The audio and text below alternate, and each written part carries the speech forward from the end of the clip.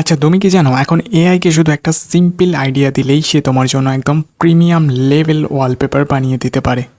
সেগুলো হতে পারে কিছুটা এমন, মানে এখন তোমাকে আর ডিজাইনার হতে হবে না, আর ডিফিকাল্ট প্রম্পটও লিখতে হবে না।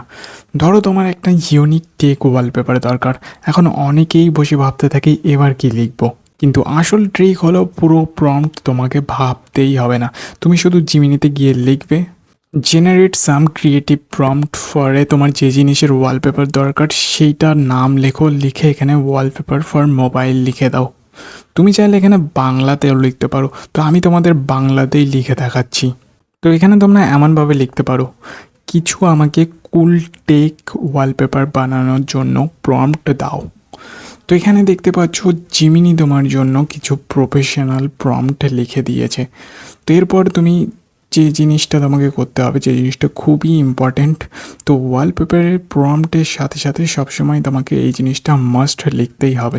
সেটা হলো 9:16 mobile wallpaper, 1080x1920 pixels, 4K quality আর হাই ডিটেল।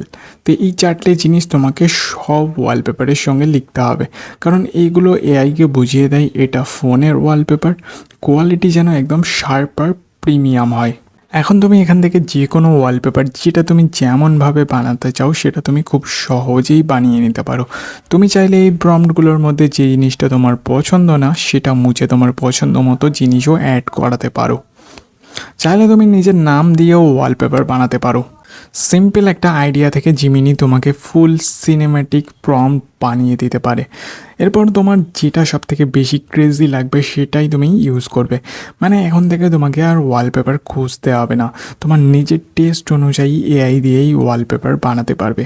তো ভিডিওটা যদি ভালো লাগে অবশ্যই একটা লাইক করো, আর এরকম আরও অনেক tech and tricks related video দেখার জন্য চ্যানেলটিকে অবশ্যই সাবস্ক্রাইব করে নিও।